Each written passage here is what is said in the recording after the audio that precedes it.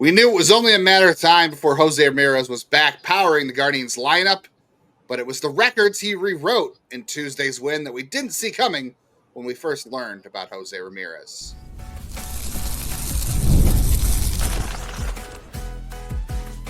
You are Locked On Guardians, your daily podcast on the Cleveland Guardians. Part of the Locked On Podcast Network, your team every day. Come on into a winning Wednesday edition of Locked On Guardians. It's our favorite half hour of the day. We hope it's yours as well, because for the next half hour, we are covering your Cleveland Guardians as we do every day on the Locked On Podcast Network. Your team, your Cleveland Guardians, every single day. I'm Justin Lada. I have been hosting this podcast with my friend and co-host Jeff Ellis since 2022. I have been covering the Guardians minor league farm system since 2007. That's 18 years, believe it or not. But enjoy being here talking about José Ramírez with Jeff every day. Yeah, thanks for the intro. As you mentioned, I'm Jeff Ellis. I've been here since Locked On expanded into baseball. Come rain, shine, or illness, I'm showing up. So before this, I was a longtime writer on prospects and the draft at Scout and 24/7. I want to thank you for making today's episode your first listen today and every day, wherever it is that you get podcasts, as well as taking a moment to say a big thank you to all of our everydayers out there. I can remember, I think I left Dave Yoder off of yesterday when I was looking at. No, you got it, but go ahead and give him a second shout out. Second one. We love Dave. And again, someone did mean statements in the iTunes. So if you haven't left an iTunes review, we appreciate getting the mean ones out. Yeah. Block the trolls. Block out the haters. The Guardians blocked out the haters on Tuesday. José Ramírez was back. On today's episode, we'll do a little bit of scoreboard watching. We'll talk about some of the minor league debuts that happened, or at least level debuts that happened on Tuesday, because there was sure a lot. We'll check in with the bullpen confidence meter as they played a big role in Tuesday's win. But we start with José Ramírez coming back to power the Guardians and putting himself in a new place in Guardians record book history. Before we get into all that, today's episode of Locked On Guardians, of course, is brought to you by Game Time. Download the Game Time app. Create an account, use code LOCKEDONMLB. You're going to get $20 off your first purchase. It's been a tough stretch for José Ramírez. It's been a tough stretch for some other guys too, which we'll touch on. But Jeff, I think you said it multiple times, and I know you've said this in the past too, that you're not going to be fooled by a José Ramírez slump or whatever, because at the end of the day, he's always José Ramírez, and he is going to get back to being that guy, at least for the next year or two, whatever, however long it's going to be. Like, we know he's going to get to that level at some point until we really have to see it with our own eyes that it's not going to happen. And he came back with the big one when they needed it most. He hit the home run in the first inning, hits the home run in the eighth inning to give him the win. And in doing so, this is full circle for me. Like, this is, I could go back to all the things I heard about José Ramírez when I saw him play for the first time. He is now the franchise leader in multi-home run games. He passed Albert Bell and Jim Thome. Jim Thome is, by far my favorite player in this team's history, and one of my favorite players in all of baseball. And José Ramírez is now up there with him in terms of home runs, and I think also favorite players to watch. All the time I saw José Ramírez the minors, which was only 2 years because he flew through the system. If you would have said, yeah, he's going to lead the franchise in multi-home run games before the end of his career, I'd have been like, are we back to pre 2000s baseball? Like, baseball juice? Like, what's going on here? But came up big when it counted most, and now he is atop of another record book that just continues. I'm out of words. Like, I'm just continue to be astonished by José Ramírez. Yeah, and for those who are curious, he did it in 1,565 games. Albert Bell actually had 1,539 games in his time in Cleveland, and Jim Thome had 1,399. So, yeah, there was, he played comparable to those other two. I was telling you off air, I do feel like Albert Bell is the greatest hitter I've seen in the history of this franchise. If you go back and you look at those late 90s years where he hit for power and average and didn't strike out and walked, the peak with Bell was as high as it got. Jose is definitely the most complete player in the history of this franchise in my lifetime. But there was pretty good company with those three players.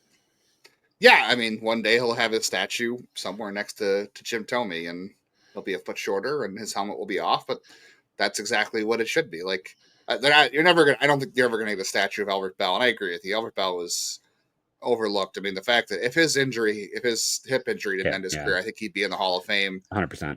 I think Manny Ramirez should be in the Hall of Fame too. While we're at it, like, I don't think Manny needed steroids to hit. He was just a a weird, goofy dude. Manny was ridiculous. I think he just did things like, oh, everyone else is doing it, I guess I should too. Like he just didn't have a lot of forethought. I mean, this is a guy who thought that Chad OJ was running away from the cops. Like he thought it was Chad, because they talked about OJ is on the run from the cops, and he thought it was Chad OJ and not OJ Simpson. So that's Manny Ramirez in a nutshell for you. But man, yeah, I love watching Jose Ramirez.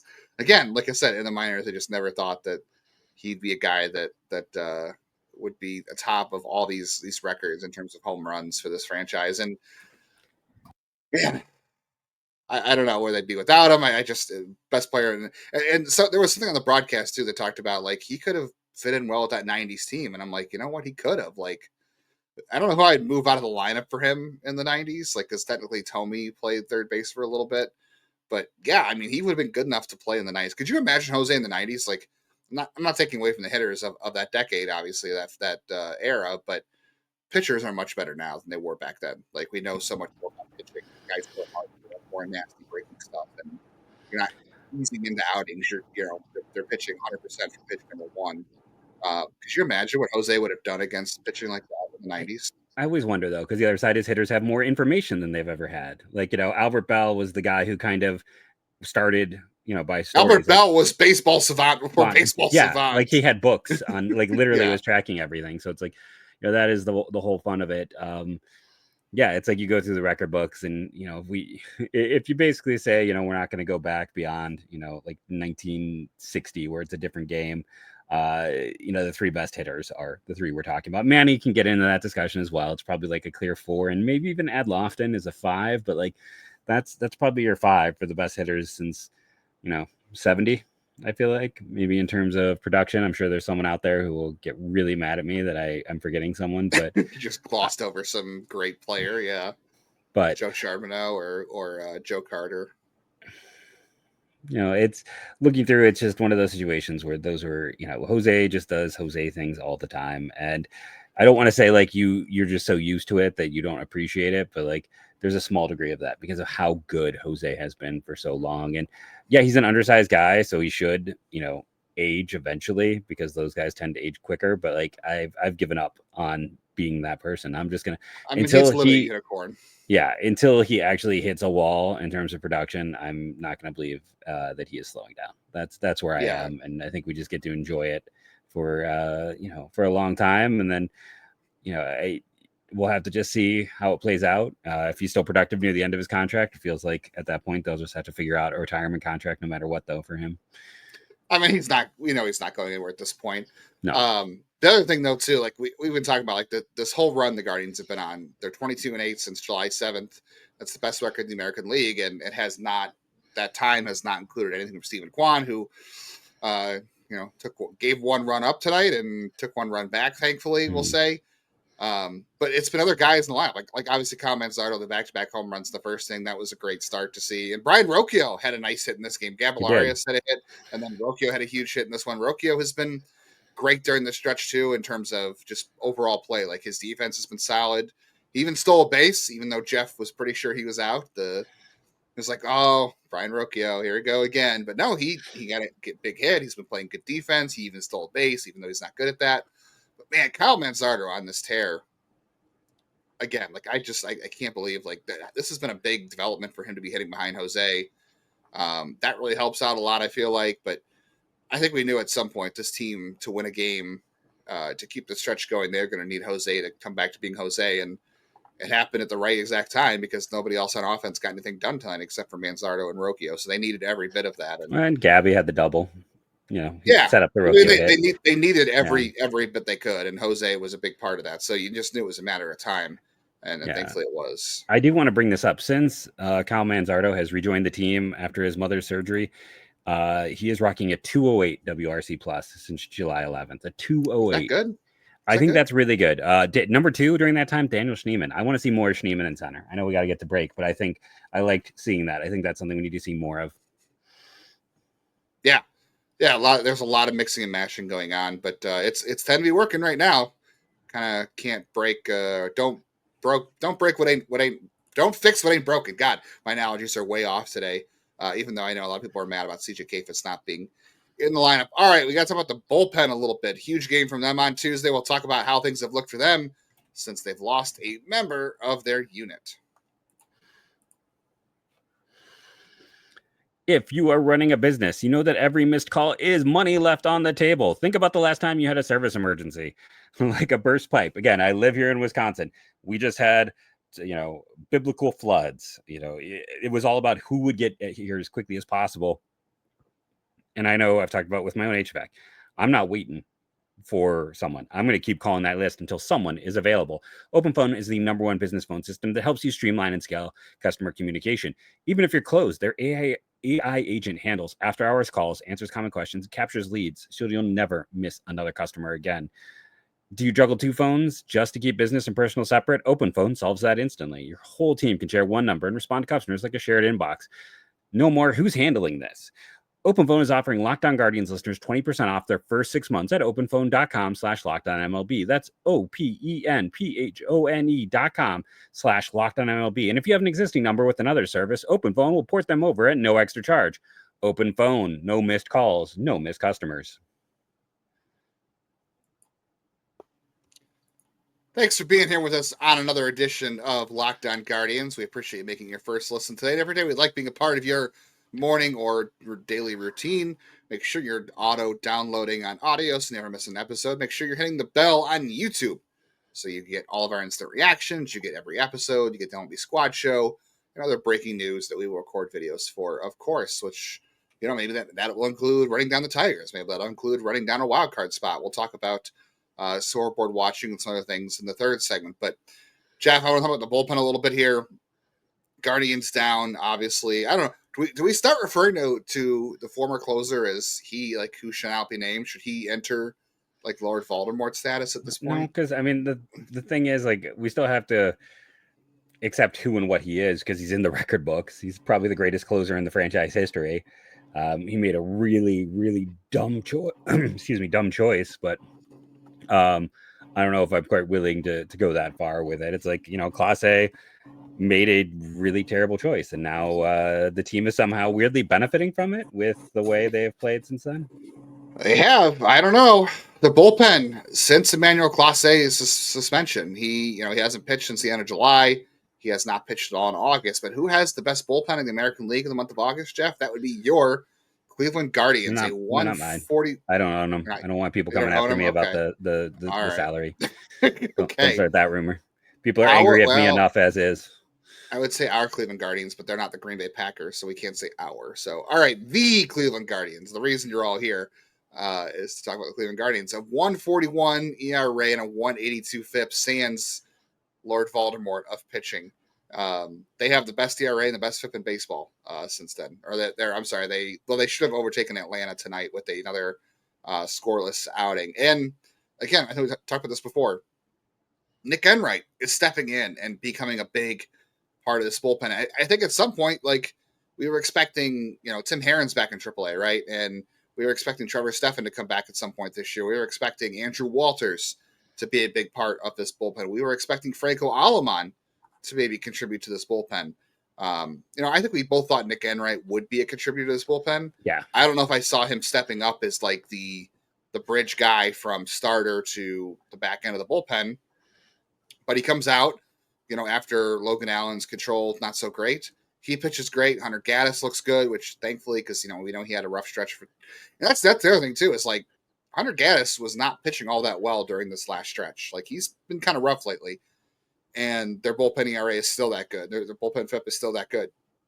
But Eric Sabrowski's come back and looked great. And Cade Smith comes on for a 4-out save because you needed it. And it was against the top of the order for the Marlins. I don't know. I'm pretty confident in this bullpen, despite being down their franchise leader in saves and all that kind of stuff. I'm weirdly confident. I feel like they have the goods to get it done.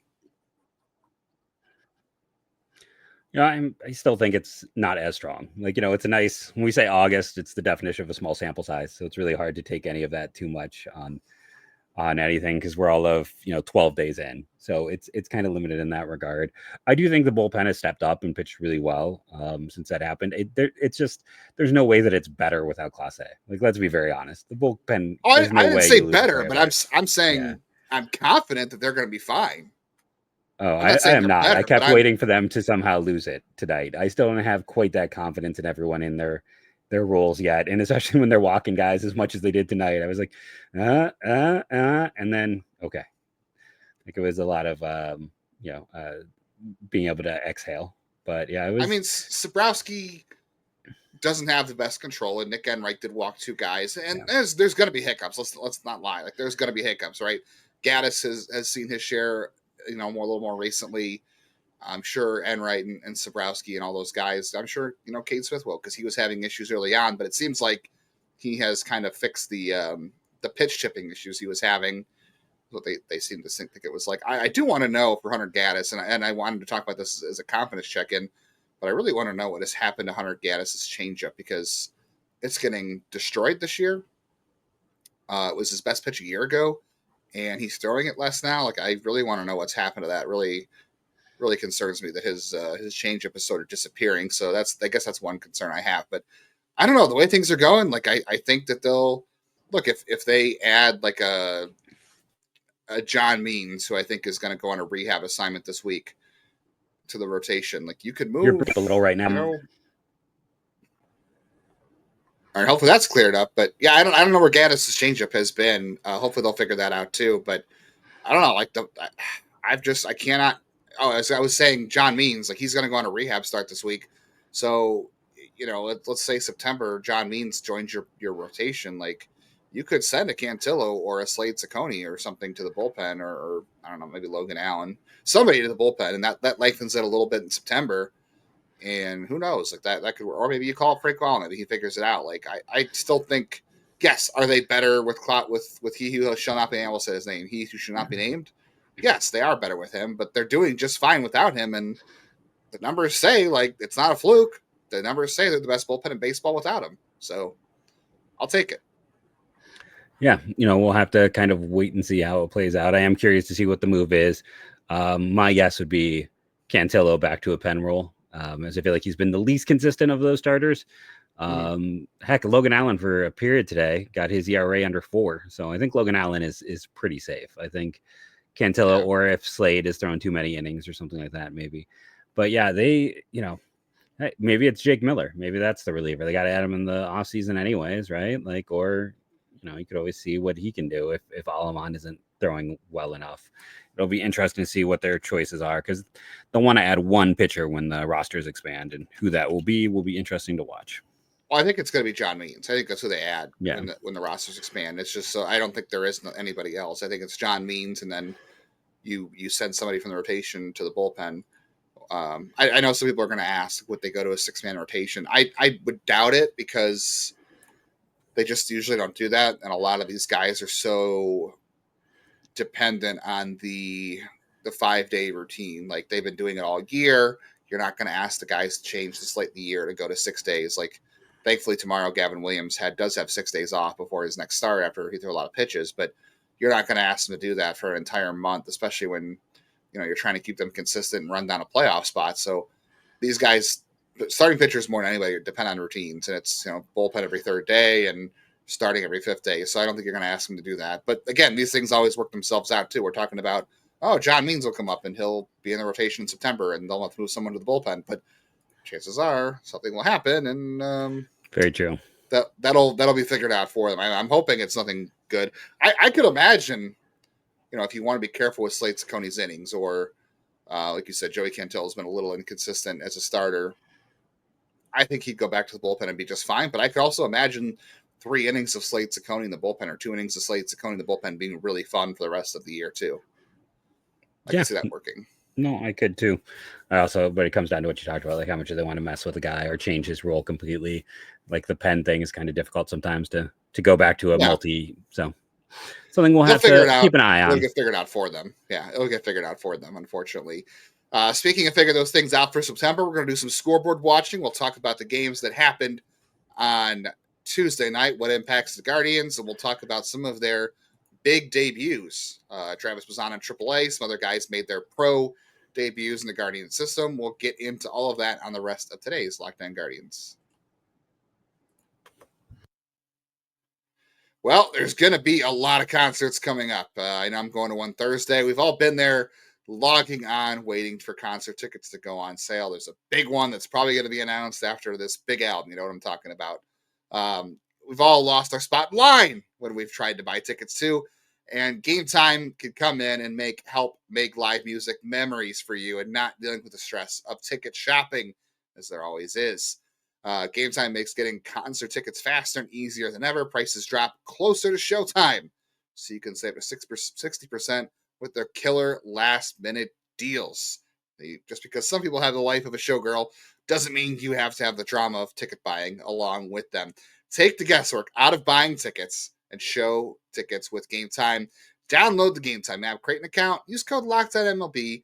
You're going to get $20 off your first purchase. Terms apply. And again, create an account, redeem code LOCKEDONMLB for $20 off. Download Game Time today. Last minute tickets, lowest prices. That is a guarantee. All right, as I'm watching this, as we're recording this, Jeff, I'm watching White Sox and Tigers, and it is 6-1 White Sox in the sixth inning. Because they are the White Sox, this game is far from over. I don't know if I believe in the White Sox bullpen necessarily, but it is 6-1. The Tigers are having another rough offensive night. I don't even know who's pitching for the White Sox tonight. It was somebody named Gomez. I assume it wasn't a member of the Bazzana family. Oh, I was going to make that joke. So I've been watching a lot of Wednesday on Netflix. So I've actually never watched that show. I've pushed back against the popularity of it, but I really recommend it. Who is Gomez? Yoendrys Gomez is who started tonight for the White Sox. So sounds like he could fit in with the family. He's 6'3", 212, so he's not as tall as Lurch, but his ERA is pretty high. So there's that. White Sox have been scrappy this year. They're not a pushover like a year ago, and right now they're helping out Cleveland. That much we know for sure. With them taking care of business tonight against the Detroit Tigers. The Tigers were talking about this off air. Tigers' highest WAR outside of Tarek Skubal is Dylan Dingler, as everyone expected. Their next highest WAR is Zach McKinstry. Like, it's not Riley Green, it's not other guys. Those are the guys who are the highest WAR. With this, if Detroit, Cleveland remains a game behind New York with the win. Yeah, they'll stay a game back. Yeah. And then against Detroit, they'll be at 5.5, right? So, it's Astros, crazy gaining. The Astros are going to lose to Boston in a minute here. They're down 12-0, and the Mariners won. So I believe that's going to put the Mariners first place in the West. I think that's going to help them overtake the Astros tonight. Yeah, as soon as that game goes final, the Astros will be in second place, which means they'll have the top wild card spot, I believe. Because the Mariners have the Mariners have the top wild card spot, so it'll be Astros, Red Sox, Yankees, and Guardians after that. So the Guardians don't really get any help tonight because, of course, the Yankees are playing the Twins, and the Twins can't beat the Yankees when they're good, so they certainly aren't going to beat them when they're not good. So no help from the Twins in this game, and we'll see if the Guardians can get any help from the White Sox the rest of the week. But that's why tonight's win was so important, because at this point in the season, it's not, dire at this point because it's still August 13th as you're listening to this. But at some point, the days on the calendar also work against you too. And obviously the Guardians only one game out of the wild card spot, so that means they've got time on their side at this point. But any day off the clock where you don't gain ground or a team in front of you doesn't lose ground is a game. There's a day one for them, even if it's an off day and you lose. So days will become of the essence for the Guardians very soon. And beating teams like the Marlins, who, you're talking about the White Sox, who have been scrappy this year. The Marlins are not pushovers either. Like, very scrappy. Yeah. The kid who pitched for them tonight was pretty solid. Jansen Junk. Like, he's like 27, nice 28. He's bounced around, but he just doesn't walk. He doesn't walk. He gets hit hard, which explains the home runs, but he doesn't walk anyone, and they don't barrel on him that much. So, he's having a solid year. And the rest of this week or this series is going to be tough because you've got Yuri Perez on Wednesday, which, by the way, Gavin Williams, Yuri Perez, that is going to be a fantastic pitching match, which of course means it'll be like a 7-6 game. And then you've got Edward Cabrera and Tanner Bybee in the finale. So good pitching matchups. The Marlins have good young pitching. Edwards, he went out and got picked off, thankfully. I feel like they need to win tomorrow because Tanner has just been too inconsistent of late. Like I don't think you can call Tanner a good pitching matchup, unfortunately, this year. As much as I love Tanner, as much as I love, everything about him, this past month has been rough. I guess it's on paper. It's a high profile one, at least in Cleveland. So you want to take 2 or 3 for sure, but a sweep would be nice because even though the Marlins are almost 500, right? The Marlins are 57-62. They've had a bit of a slide lately, but they were 500 at one point. These are teams you have to beat in front of you because you're going to have to go to Arizona. You've got Atlanta coming in, and Atlanta, again, they're also not in a great position, but they've got a roster that can hurt you, and the Marlins are the same way. So, and again, you're not going to get help this week. Like the Twins are not going to help you against the Yankees more than likely. You're getting help from the White Sox tonight, which is really nice, but the division at this point, is kind of secondary to everything else because you're going to be 5 games back. And I know they still have 6 games with the Tigers the rest of the way. So you want to keep yourself within striking distance in case those games mean something, which they might. But the wild card is the spot you really got to hold on to. And they don't play Boston anymore. They don't play the Astros anymore. The Mariners do come here. So you got the Mariners. But the Mariners right now are going to be taking over the AL West lead, and you don't play the Yankees anymore. So you are going to have to be scoreboard watching almost every night. And, Luis Robert, no, he just missed it. Okay, so. Do you know who is on the Atlanta Braves bench currently? Sandy Leon is on their bench. They want to carry 3 catchers. Braves offense is much worse than you think. I'll put it that way. With Albies out and with, Profar has hit since he's returned. Olsen always hits. Baldwin's been great. But Ozuna has struggled. Harris has struggled. Nick Gallen is in that lineup, and doesn't hit. Who's a good prospect. And then they got a lot of guys who are hurt. Austin Riley has not played as well this year, and he's currently on the disabled list. Acuna Spencer Strider is struggling. They picked up Eric Fetty and Carlos Carrasco for the rotation. So yeah. I would argue Miami is a harder test than. Well, I had forgotten that Austin Riley and Ronald Acuna were hurt, so hopefully they won't come back for the Guardians series. Let's talk real quick before we get out of here about the guys who had a great night. So we talked yesterday's show. If you didn't get a chance to listen to it, which a lot of you did, thank you for all your support of Monday's show. But of course, our Tuesday's show. Geez, I'm all thrown off today. We talked about a lot of debuts or a lot of promotions. So Travis Bazzana goes 0 for 1 in his debut in Columbus. He walked, I believe. Oh God! As I'm looking at the box score now, we're talking about the bullpen. Franco Alaman blew the game. He gave up 5 runs and a walk, and he got 1 out. Okay, he's not the option this year. Let's just be honest. He's got to show them. That's why I've been all about trading that arm. I don't. He is imploded. Like, and maybe and I got sticker shock after Nick Miklojak and everyone else who's been a top relief prospect, and the top relievers. Not be wrong. Top relief prospects have never worked out for them. Cade Smith was not their top relief prospect at any point. Like, that's the funny thing. It is. Yeah, he was not at all by any means. Yeah, and Tim Herron even too. So yeah. Yikes. But Travis Bazzana, he goes 0 for 2. 0 for 2 with 3 walks, 2 strikeouts. So he really doesn't put the bat on the ball in this one. But he scored a run. Took a lot of pitches, took some walks. That was good. He turned double play. But Riley Nelson, man, what a debut for him in Lynchburg. Pretty solid for him. Yeah, 4 for 4 with 3 doubles and a single. 4 for 5. His last at bat, he grounded out, but got the ball in the air a ton. I was really surprised. Now, this is, high. It is low A, and he played in the SEC, and that ballpark. The ballpark carries. The ball does carry a little bit, I believe, in the summer in Lynchburg. But what a debut! Like that's pretty fun. Nolan Schubart doubled. It was actually back-to-back doubles, so it was Nelson doubled, then Schubart doubled him in. They both hammered the crap out of the ball. Like they hit it to the wall. And then Schubart proceeded to strike out 3 or 4 times after that and chase everything. But it was a nice first hit, at least. And, Ralphie had a triple. Knapsack had a triple. Like, they stepped up and had some moments in their game as well. It was a fun night in the system. Yeah. It really was. Yeah, Ralphie in AA and Angel Hanau, I know. They both had errors as well as having triples. But they.